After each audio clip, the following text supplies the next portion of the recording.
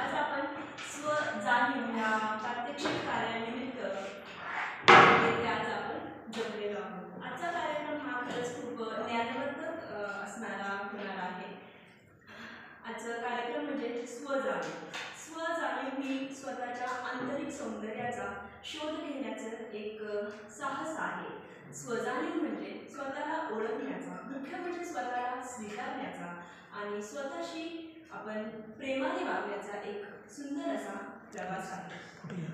ज्ञानाचा दीपस्तंभ असलेले आपले प्राचार्य श्री बोरकर सर यांनी आजच्या कार्यक्रमाचे अध्यक्षस्थान स्वीकारावे अशी मी त्यांना विनंती करते। खरं तर अध्यक्षांच्या आपले मार्गदर्शक आहे, आपले शिक्षक आहे, यांच्या गुणातून आपण कधीच उतराई होऊ शकत नाही। आपण त्यांचे गुण उपकार कधीही फेडू शकत नाही, परंतु अशा कार्यक्रमाच्या निमित्ताने त्यांचे आदरातिथ्य करण्याची संधी मात्र आपल्याला निश्चितच प्राप्त होते। म्हणून मी गोवारी सर यांचं स्वागत कोथवडे मॅडम यांनी करावं अशी मी त्यांना विनंती करते। बरं, गोवारी सर यांचं स्वागत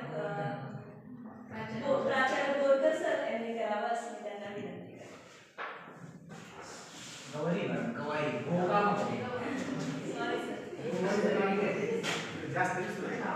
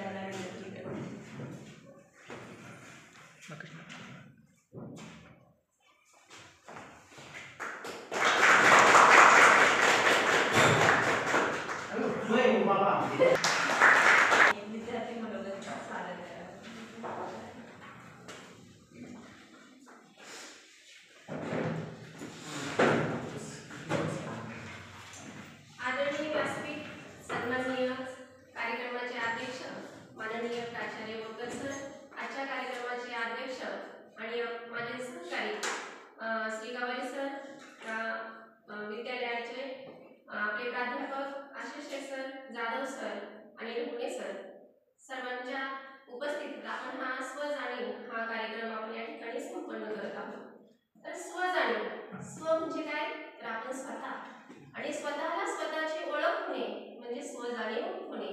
तर स्वतःला स्वतः ओळखणे म्हणजे काय करणे, तर स्वतःतल्या क्वालिटीज, जे काही प्लस पॉइंट असतील, जे काही मायनस पॉइंट्स असतील, ते व्यक्तीला माहीत होणे आणि त्याच्यावर व्यक्तीने काम करणं म्हणजे हे स्वजाणीव आहे। आणि स्वजाणीव प्रत्येक व्यक्तीला असणं हे फार गरजेचं आहे। कारण का, तर आपल्यातले जर कौशल्य, आपले कोणते उत्तम गुण हे आपल्यामध्ये आहे हे जर आपल्याला समजलं नाही, तर आपण त्याचा 100% किंवा पुरेपूर असा फायदा आपण स्वतः घेऊ शकत नाही। म्हणजे आपल्याकडे ते गुण असतात, परंतु आपण सामाजिक परिस्थिती असेल किंवा कौटुंबिक परिस्थिती असेल किंवा आपले स्वतःचे काही गुणगंड त्याच्यामध्ये दडलेले असतात की ते गुण आपण बाहेर काढत नाही आणि मग स्वतःपासूनच आपण आपल्या स्वतःला ओळखत नाही किंवा स्वतःला ओळखण्यापासून आपण लांब राहतो। म्हणून स्वजाणीव म्हणजेच आपल्या स्वतःतील चांगल्या गुणांचं जास्तीत जास्त त्यांचा उत्कर्ष करणं आणि वाईट गुण सुद्धा प्रत्येकाकडे असतात, कारण अवगुणाशिवाय गुणाला महत्त्व नाही आणि कोणतीही अशी व्यक्ती नाही की तिच्यामध्ये अवगुण नाही। 100% व्यक्ती कोणती परफेक्ट नसते, म्हणून गुणासहित अवगुण स्वीकारणे आणि अवगुणावर मात करून गुणाचंही अजून पोषण करणे, तरच व्यक्तीचं खऱ्या अर्थाने स्वजाणीव करू शकते किंवा आपल्याला स्वजाणीव होऊ शकते असं मला वाटतं। तर आपण प्रत्येकानेच आपल्यातील चांगले गुण, चांगली कौशल्य ही उत्तरोत्तर आपण आपल्या वडीलधाऱ्यांच्या, आपल्या मार्गदर्शकांच्या सहकार्याने आपण वाढीस लावली पाहिजे आणि आपल्यातील जे काही अवगुण असतील त्यात आपण त्याच्यावर अजून काम करून ते आपण नाहीसे करण्याचा प्रयत्न केला पाहिजे। याच्यावर काम झालं तरच खऱ्या अर्थानं आपण स्वजाणीव, आपण स्वतःलाच आपली स्वतःची स्वजाणीव झाली असं आपण म्हणता येईल। एवढे बोलून मी माझे 2 शब्द संपवते। धन्यवाद।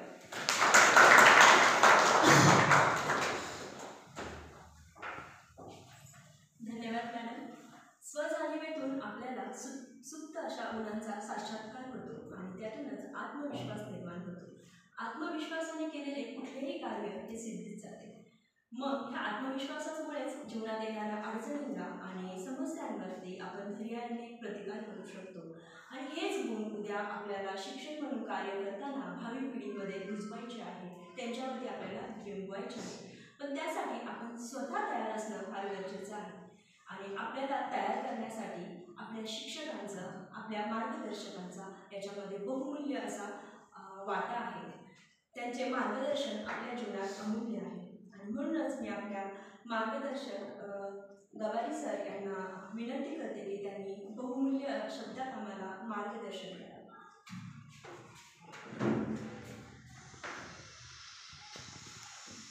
यशवंतराव चव्हाण मुक्त विद्यापीठ अंतर्गत डॉक्टर एम ए खान शिक्षणशास्त्र महाविद्यालय मंचर यांच्या संयुक्त विद्यमाने या ठिकाणी B.Ed असेल, M.Ed असेल, D.Ed असेल असे विविध अभ्यासक्रम अतिशय चांगल्या प्रकारे या ठिकाणी संपन्न होत आहेत. आम्ही सुद्धा काही दिवसापूर्वी या ठिकाणी B.Edचे M.A एज्युकेशनचे विद्यार्थी होतो. अतिशय चांगल्या प्रकारे प्राध्यापक वर्ग असतील, प्राचार्य असतील, सर्वांना समजून घेऊन या ठिकाणी सर्वांना बरोबरीनं घेऊन आपल्या अडीअडचणी समजून आपल्याला मार्गदर्शन करत असतात. अगदी 2च दिवसापूर्वी सरांचा आम्हाला डोकरे सरांचा फोन आला की जे या केंद्राचे केंद्र समन्वयक आहेत की म्हटले सर आपल्याला आपल्या B.Edच्या विद्यार्थ्यांना एक मार्गदर्शनपर थोडंसं तुम्ही बोलाल का. तर त्या ठिकाणी सरांना मी सांगितलं की जे काही विद्यार्थी आपल्या समोर आहेत सर्व परिपूर्ण आहेत, याच्यातील काही आमचे शिक्षक बांधव सुद्धा त्याच्यामध्ये आहेत. मी म्हटलं मी छोटासा माझ्या पद्धतीने माझे अनुभव व्यक्त करण्याचा या ठिकाणी प्रयत्न करेन. निश्चितच मला या ठिकाणी बोलवलं. या कॉलेजचे प्राचार्य आमचे मार्गदर्शक बोरकर सर, त्याचप्रमाणे सन्माननीय श्री सर भोसले सर, सन्माननीय चौधरी सर, जाधव सर, सर्वांना या ठिकाणी मी सर्वप्रथम धन्यवाद देतो. आणि उपस्थित सर्व B.Edचे जे काही विद्यार्थी आहेत या ठिकाणी माझ्याकडे सरांनी विषय दिला होता स्वची जाणीव. या ठिकाणी स्वची जाणीव हा विषय अतिशय आपण त्याचा जर बारकाईने जर विचार केला तर आपलं जे व्यक्तिमत्व घडत असतं ते स्वजाणीवेतून व्यक्तिमत्व घडत असतं. 9 महिने आईच्या उदरामध्ये बाळ वाढत असतं त्यावेळेला आपण म्हणतो की ते परमेश्वराशी गप्पा मारत असते. ही एक आध्यात्मिक आपली आपण बोली भाषेमध्ये म्हणतो की ही एक आध्यात्मिक अध्यात्माला धरून केलेली एक टिप्पणी आहे. परंतु ज्या वेळेला मुलाचा जन्म होत असतो त्यावेळेला त्याचा खरं व्यक्तिमत्व विकास चालू होतो आणि हा व्यक्तिमत्व विकास स्वजाणीवेतून पुढे पुढे जात असतो. मूल हळूहळू बोलायला सुरुवात करते, रांगायला सुरुवात करते, चालायला सुरुवात करते, म्हणजे असं त्याचं व्यक्तिमत्व घडत असतं.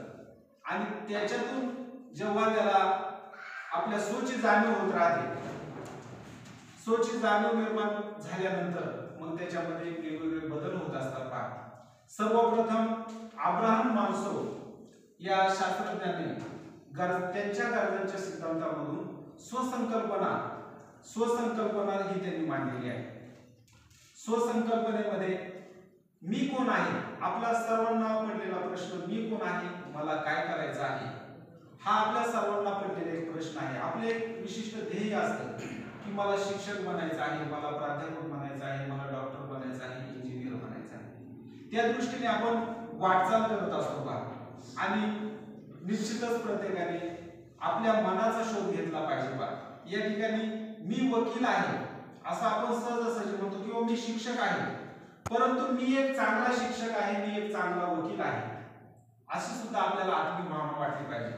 मी मुसलमान आहे परंतु मी चांगला व्यक्ती आहे कारण मी एक मुसलमान आहे अशी सुद्धा भावना माझ्या मनामध्ये त्या ठिकाणी तयार झाली पाहिजे. बा अशा प्रकारे स्वसंकल्पनेतून व्यक्तीच्या व्यक्तिमत्वाचा विकास हा घडत असतो आणि तो प्रत्येक व्यक्ती यासाठी धडपडत असतो. पहा, थोर मानसशास्त्रज्ञ रॉजर्स यांनी सांगितलेलं आहे. पहा, स्वसंकल्पनेमध्ये त्यांनी 3 गोष्टींना महत्त्वाचं स्थान दिलेलं आहे.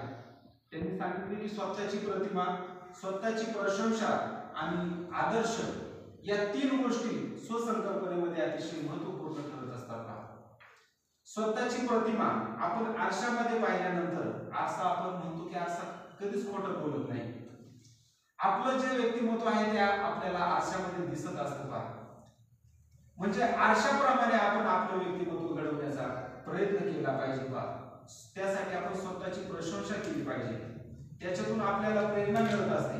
आपण आपली प्रशंसा नेहमी केली पाहिजे की मी हे चांगलं करेन, मी ते चांगलं करेन आणि त्याच्यातूनच आपल्याला चांगलं होण्याची प्रेरणा त्या ठिकाणी मिळत असते. प्रत्येकाच्या जीवनामध्ये कोण ना कोण आदर्श असतो. कुणाच्या जीवनामध्ये एखादा खेळाडू आदर्श असतो, कुणाच्या जीवनामध्ये एखादा नट आदर्श असतो, तर कुणाच्या जीवनामध्ये एखादा राजकारणी आदर्श असतो आणि त्यानुसारच आपण आपलं जीवन घडवण्याचा प्रयत्न करत असतो पहा. किंवा कुणाच्या जीवनामध्ये एखादा सायंटिस्ट आदर्श असेल, एखादा शिक्षक आदर्श असेल आणि त्याप्रमाणे आपण आपलं व्यक्तिमत्व सुजाणीवून घडवण्याचा प्रयत्न करत असतो. आणि सुजाणीव जेव्हा माणसाला होते तेव्हा हळूहळू स्वसंकल्पना जेव्हा स्पष्ट होते तेव्हा हळूहळू आपल्याला स्वजाणीव निर्माण होण्यास त्या ठिकाणी मदत होत असते पहा. तर स्वजाणीव म्हणजे आपल्याला सहजासहजी आपण ढोबळमानाने म्हणतो की आपण स्वतःबद्दलची जाणीव, आपण स्वतः कोण आहोत, आपलं मूल्य निर्धारण काय आहे. त्याचप्रमाणे आपल्यातील गाडी मी मागाशीच सांगितलं की प्रत्येक व्यक्ती कोणीही परिपूर्ण नसतो. प्रत्येकामध्ये काही ना काहीतरी छोट्या मोठ्या थोड्याफार अशा उणीवा असतात आणि स्वजाणीवेतूनच आपल्याला हेच करायचं आहे की तरी न्यूनतेपुरते म्हणजे आपल्यातील जे काही कमी आहे ते आपण पूर्णत्वाकडे नेण्याचा प्रयत्न केला पाहिजे आणि जे काय आपल्यामध्ये दोष आहेत ते दोष आपण दूर करण्यासाठी प्रयत्न केला पाहिजे. आणि स्वतःची ओळख ही यशस्वी जीवनाची गुरुकिल्ली आहे असं मला तरी या ठिकाणी वाटतं. व्यक्तीच्या जन्मापासून मृत्यूपर्यंत व्यक्तीला विविध माध्यमातून औपचारिक असेल अनौपचारिक असेल या माध्यमातून व्यक्तीचं व्यक्तिमत्व घडत असताना शिक्षण होत असतं. स्वजाणीव जर विकसित व्हायची असेल किंवा स्वतःबद्दलची जाणीव जर आपल्याला परिपूर्ण व्हायची असेल तर आपल्याला काही जीवन कौशल्य आवश्यक आहे. त्या जीवन कौशल्यामध्ये भावनांचं समायोजन, काम, क्रोध, लोभ, मोह, मत्सर, माया अशा अनेक आपल्या भावना आहेत आणि या भावनांचं आपण योग्य जर व्यवस्थापन केलं, आपण म्हणतो की ऋषीमुनी हिमालयात तपश्चर्या करतात. हजारो वर्ष पूर्वी सांगायचे की 1000 वर्ष, 200 वर्ष, 300 वर्ष अशा प्रकारचं काही ऋषीमुनींना आयुष्य लाभलेलं आहे. मग त्यांनी काय केलं की त्यांनी या ज्या काही भावना आहेत काम, क्रोध, लोभ, मोह, माया, मत्सर या सर्व गोष्टींना त्यांनी जिंकलेलं होतं पहा. आणि त्याच्यातूनच त्यांना जे काही ध्येय साध्य करायचं होतं ते ध्येय निश्चितच त्यांनी साध्य केलेलं होतं पहा. प्रत्येकाच्या जीवनामध्ये ताणतणाव असतात.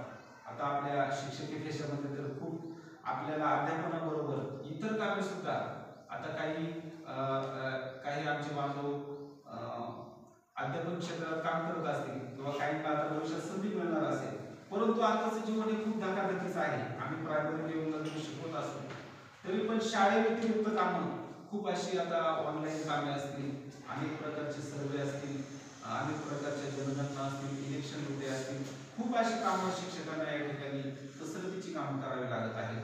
आणि ताणतणावाचं व्यवस्थापन हे आपल्याला स्वजाणीवेतून आपण काय केलं पाहिजे, आपण आपलं व्यवस्थापन केलं पाहिजे.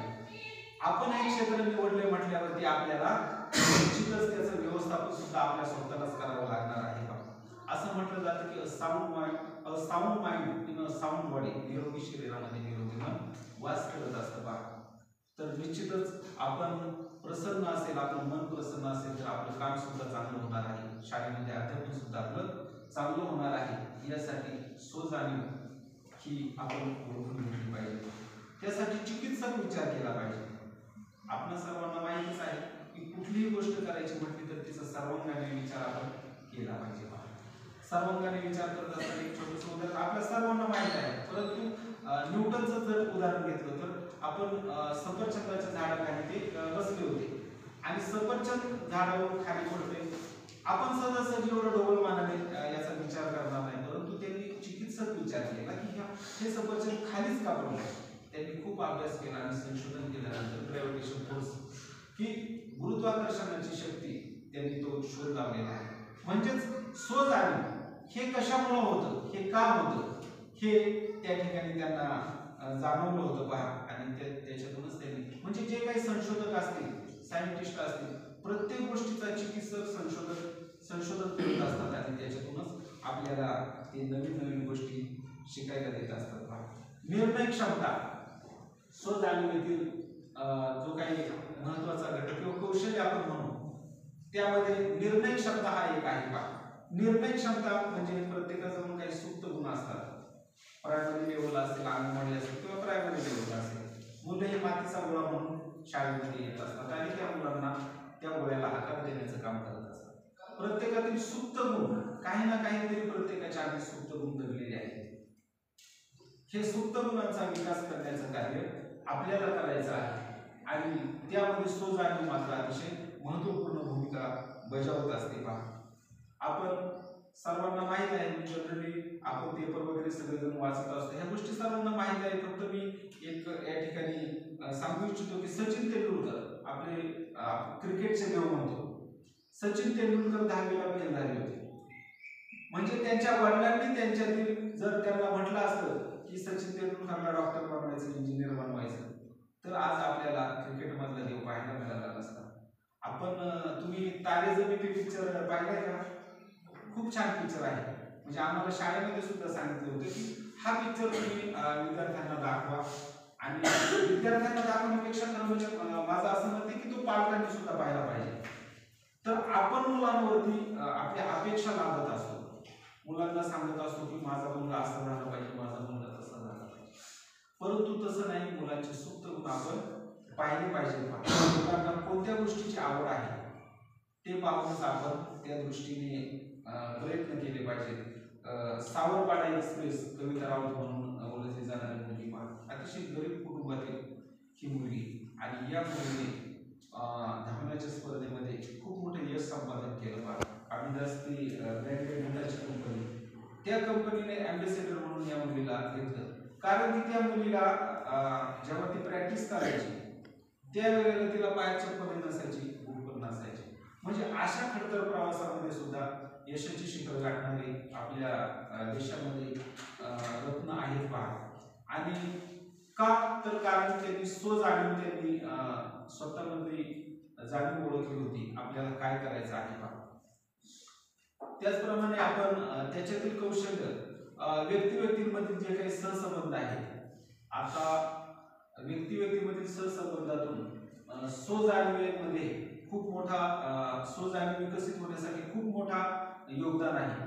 कारण की पूर्वीच्या काळी एकत्र कुटुंब पद्धती असायची. आजी आजोबा पंजोबा अगदी चुलते खूप मोठे असे कुटुंब आपल्याला आढळायचे.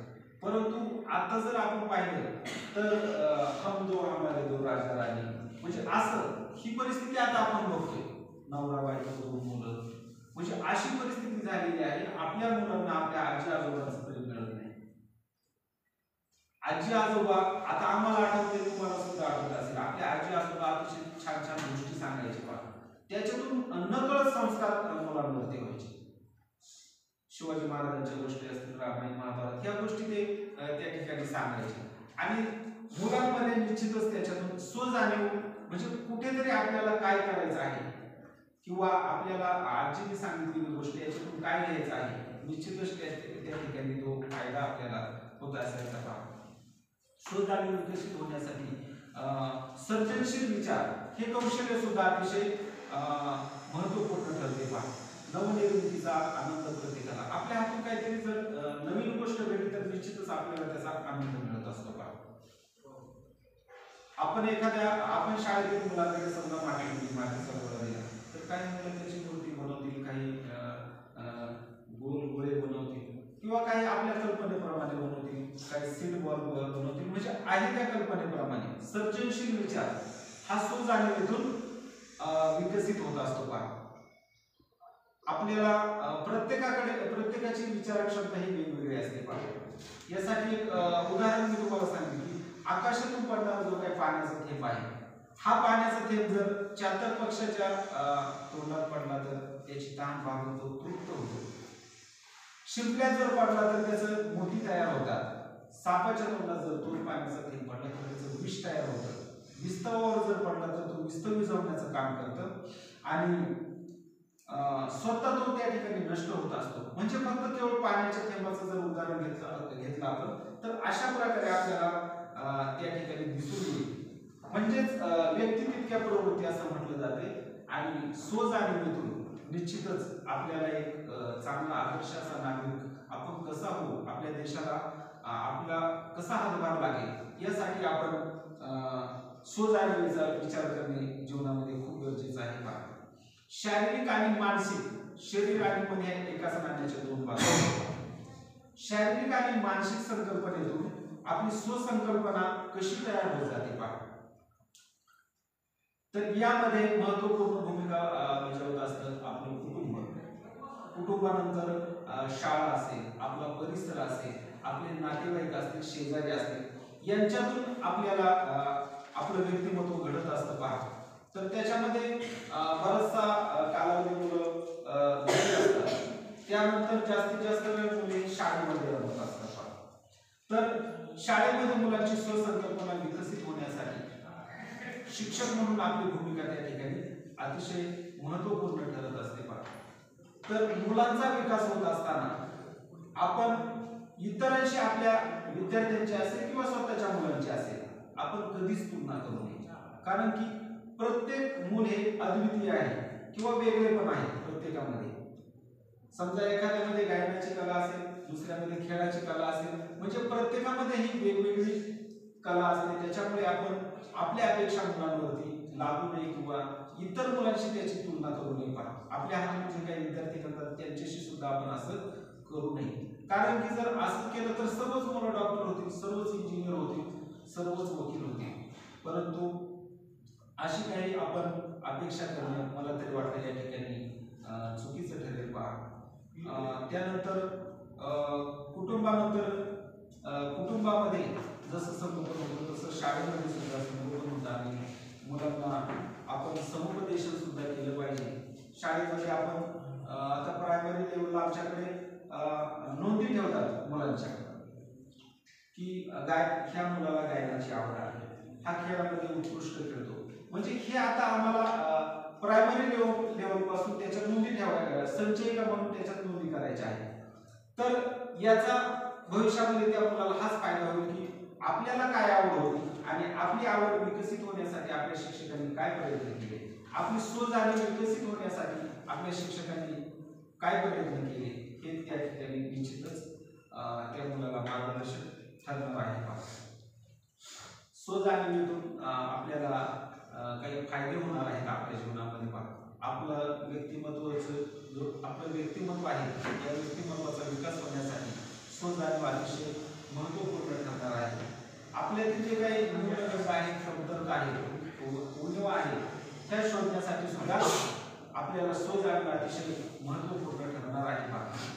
आणि मगाशीच म्हटलं होतं की आजचा विद्यार्थी हा उद्याचा देशाचा भावी आधारस्तंभ होणार आहे. डॉक्टर कलाम यांच्यासाठी देश जर घडवायचा असेल तर निश्चितच तरुण पिढी आणि शाळेतील विद्यार्थी हे निर्माण घडले पाहिजे. समाजामध्ये आपण आता वर्तमानपत्रातून अनेक बातम्या वाचत असतो, काही चांगल्या वाईट बातम्या, खूप बलात्कार, अशा भयानक आपण गोष्टी आता वाचत आहोत.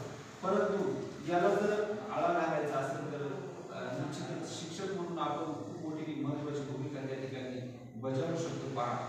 आणि सोची जाणीव मात्र आपण प्रयत्नवादी हे राहिलाच पाहिजे आणि प्रयत्न केल्यानंतर निश्चितच हा प्रयत्न आपल्याला एक दिवस निश्चितच यशाच्या शिखरावरती घेऊन जाणार आहे.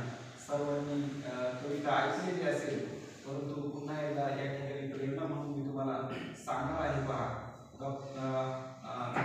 हरिवंशराय बच्चन यांची ह्या छोट्याशा ओळी आहेत पहा. लहरों से डरकर नौका पार नहीं होती, कोशिश करने वालों की कभी हार नहीं होती.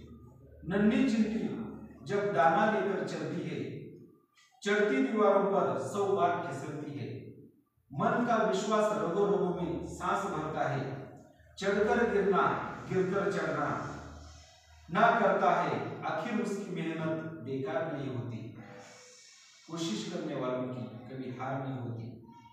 डुबकियां सिंधु में गोताखोर लगाता है, डुबकियां सिंधु में गोताखोर लगाता है, जा जाकर खाली हाथ लौट कर आता है। कभी कभी त्याला खाली हाताने पण यावं लागतं पहा। मिलते नहीं सजे ही मोती गहरे पानी में, मुट्ठी उसकी खाली हर बार नहीं होती। कोशिश करने वालों की कभी हार नहीं होती। यह सफलता एक अंतिम चुनौती है, यह सफलता एक अंतिम चुनौती है, इसे स्वीकार करना चाहिए। क्या कमी रह गई है देखो और इसे सुधार लो। आपल्यामध्ये काय कमी आहे ते आपण पाहून सुधारलं पाहिजे पहा। जब तक ना सफल हो नीम चैन को त्यागो तुम।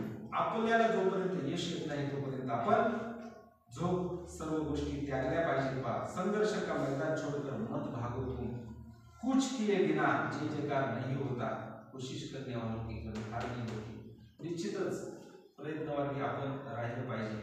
स्वजाणीव आपल्यातील स्वजाणीव आपण ओळखल्यानंतर त्या दिशेने निश्चितच आपण वाटचाल केली पाहिजे। आता आपण स्वजाणीव आपल्याला ओळखली आहे, आपण BEd ऍडमिशन घेतलेलं आहे, नंतर कालांतराने MA ऍडमिशन घेण्यात आणि नोकरीच्या शोधात आपण सर्वजण असाल तर निश्चितच आपली जी काही स्वजाणीव आहे ती स्वजाणीव ओळखून आपण जर त्या दिशेने वाटचाल केली तर निश्चितच आपल्याला आपल्या जीवनामध्ये काहीच कमी पडणार नाही। आणि या ठिकाणी स्वजाणीव अभ्यासक्रमामध्ये BEd DEd MAd सर्व ठिकाणी स्वजाणीव हा घटक त्याच्यामध्ये इन्क्लूड केलेला आहे। आणि निश्चितच या ठिकाणी या घटकावरती बोलण्याची संधी मिळाली, संधी उपलब्ध करून देण्यासाठी प्राचार्य बोरकर सर, त्याचप्रमाणे डोंकर सर, सर्व विद्यालयाने या ठिकाणी मला संधी दिली त्याबद्दल मी या ठिकाणी या सर्वांना धन्यवाद देतो। आणि तुम्ही सर्व आमच्या सहकारी बांधवांनी शांततेने माझं हे छोटंसं व्याख्यान ऐकून घेतलं त्याबद्दल तुम्हाला या ठिकाणी मनपूर्वक धन्यवाद देतो आणि या ठिकाणी थांबतो। धन्यवाद।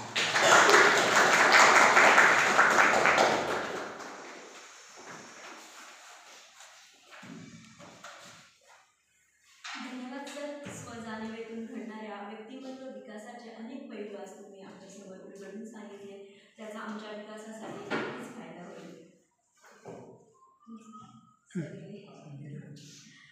आता ज्ञानाचे पथप्रदर्शक असलेले विचारांचे प्रवाह चालक एक दिलखुलास व्यक्तिमत्व गौरवसंपन्न अध्यक्ष आदरणीय बोरकर सर त्यांचे विवेकपूर्ण मार्गदर्शन आम्हास करावे अशी मी त्यांना विनंती करते।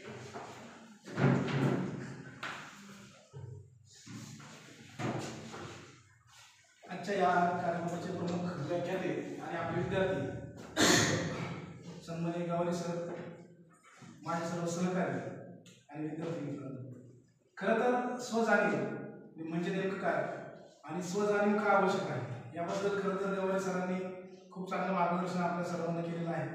आणि आता मी काय सांगणार, मी तुम्हाला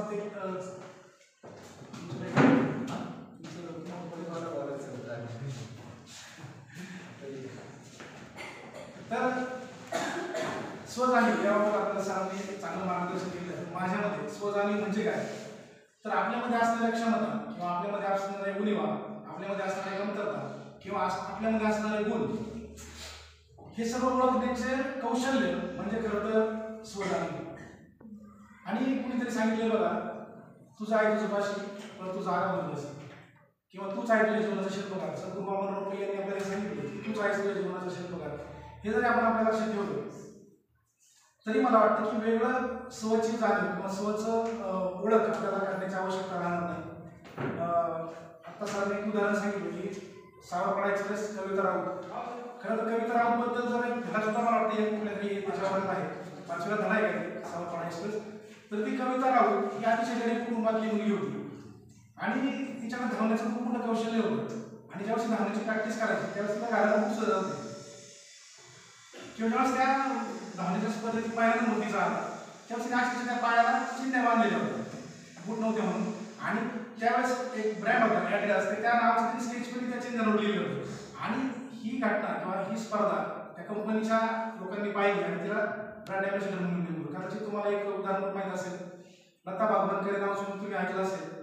ह्या लता भागवणकर या वयोवृद्ध महिला वय 66 ते 70 राहायला बुलढाण्यामध्ये, आणि बुलढाण्यामध्ये त्यांच्या पतीला एक असा आजार झाला. त्यांनी त्या ठिकाणी बुलढाण्यात त्यांच्या पतीला दाखवलं आणि तिथल्या डॉक्टरने सांगितलं की इथे याचा आजार नाही, याचा उपचार या ठिकाणी होणार नाही, तर ह्याचा उपचार यासाठी तुम्हाला बारामती किंवा पुण्याला जावं लागेल. तर त्या ठिकाणी त्यांनी विचारून ह्याला खर्च घेतली. तर त्या तिथल्या डॉक्टरने सांगितलं खर्च 1 लाख रुपये खर्च येईल. तिची परिस्थिती एवढी नव्हती की ती 1 लाख रुपये खर्च करू शकेल, आणि तरी पण म्हटली काय तरी आपण याच्यावर उपाय होईल का म्हणून ती बारामती या ठिकाणी आली. बारामतीला डॉक्टरला ऍडमिट केलं. ऍडमिट केल्यानंतर त्या ठिकाणचा उपचाराचा खर्च तिने ऐकला आणि ती अतिशय दुःखी झाली की ह्या माझ्या पतीला मला वाचवता येणार नाही. पण तिने कुठंतरी मनाशी गुंडाट बांधली की माझ्या पतीला मला वाचवायचं. आणि योगायोगानं त्याच दिवशी तिच्या हातात एक पेपर आला. त्या पेपरमध्ये लिहिलं होतं की मॅरेथॉन स्पर्धा त्या बारामतीमध्ये आयोजित करण्यात आलेली आहे आणि या मॅरेथॉन स्पर्धेचं पहिलं बक्षीस 2 लाख रुपयाचं आहे. आणि ती त्या ठिकाणी डॉक्टरना म्हणले, डॉक्टर मला या स्पर्धेत भाग घ्यायचा आहे की मला हे बक्षीस मिळेल आणि मी माझ्या पतीचा उपचार करू शकेल. डॉक्टर म्हणले अजिबात तुम्ही वेळ घालत का, मॅरेथॉन स्पर्धा जिंकणं एवढं सोपं नाही. या स्पर्धेमध्ये सगळे चांगले लोक भाग घेतील. त्यांच्याकडे पळायला बूट असतील, चांगले सॉक्स असतील, चांगल्या कंपन्यांचे ब्रँडचे बूट असतील. तुमच्याकडे काहीच नाही, तुम्ही कसं काय पहिला नंबर या ठिकाणी मिळवणार. त्यांनी प्रॅक्टिस केलेली आहे, तुम्ही प्रॅक्टिस पण केलेली नाही, तुमचा नंबर कसा आहे, तुम्ही उपचार कसा करणार. तर त्या ठिकाणी त्या महिलेला लता भागवणकर यांनी ती मनाची गुंडाट बांधली आणि त्यांनी मनाशी ठरवलं की मी ही स्पर्धा जिंकणार, ते बक्षीस मिळवणार आणि माझ्या पतीच्या उपचाराचा खर्च करणार. त्या मॅरेथॉनचा दिवस आला आणि त्या मॅरेथॉनचा दिवस आल्यानंतर सगळे स्पर्धक त्या ठिकाणी उभे राहिले. वय वर्ष 70 या सुद्धा त्या स्पर्धेसाठी उभ्या राहिल्या. बाकीचे लोक हसायला आलेले आजीला, ह्याचीचा कसा नंबर येतोय, हिच्या पायात बूट पण नाही. बाकीच्या लोकांना चांगले बूट आहेत, सगळे तरुण वर्ग आहेत, डॉक्टर आहेत, शिक्षक, कोण वकील, कोण इंजिनियर, आणि सगळे लोक त्या ठिकाणी स्पर्धेला होते. आणि त्या ठिकाणी उभी होती लता भागवणकर. स्पर्धा सुरू झाली, सगळे लोक पळायला लागले. लता भागवणकर यांनी सुद्धा पळायला सुरुवात केली. पळायला सुरुवात करताना तिच्या लक्षात आलं की मी ही स्पर्धा जिंकू शकणार नाही, कारण माझ्या पायात बूट नाही, इतर लोकांची प्रॅक्टिस झालेली आहे, मला नेमकी मॅरेथॉन म्हणजे काय माहित नाही. पायाला खडे टोचत होते, काटे टोचत होते, आणि त्या ठिकाणी त्यांनी असा विचार केला की मी ही स्पर्धा जिंकू शकणार नाही, आपण मागच थांबावं. पण तो विचार म्हणला तक्षण त्यांच्या डोळ्यासमोर त्यांच्या पतीचा चेहरा आला आणि त्या पतीला आपण उपचार करायचे, त्या पतीला आपल्याला जागवायचे, आणि म्हणून तिने जे पळायला सुरुवात केली तर ती सगळ्यांच्या पुढे पळत गेली. काटे टोचतील किंवा खडे टोचतील याचा कुठलाही विचार तिने केला नाही. आणि त्या स्पर्धेमध्ये त्या लता भागवणकरचा पहिला नंबर आला आणि त्या ठिकाणी तिला पहिलं बक्षीस 2 लाख रुपये मिळालं. आणि ज्यावेळेस पत्रकारांनी तिची मुलाखत घेतली त्यावेळेस तिला विचारण्यात आलं की तुम्ही आजीबाई हा पहिला नंबर कसा आणला. तर तिने उत्तर दिलं की मलाही माहित होतं की मी जर ही स्पर्धा जिंकली नाही तर हे बक्षीस मला मिळणार नाही, आणि हे बक्षीस मला मिळालं नाही तर माझ्या पतीला मी वाचवू शकणार नाही, आणि माझ्या पतीला जर मी वाचवू शकले नाही तर माझ्यावर अंधकार आहे. आणि म्हणून त्या ठिकाणी त्या लता भागवणकरचा पहिला नंबर आला. आणि त्या लता भागवणकरचं नाव चित्रपट सुद्धा मराठी चित्रपट आला की ज्याचं संपूर्ण मानधन त्या लता भागवणकरला देण्यात आलं.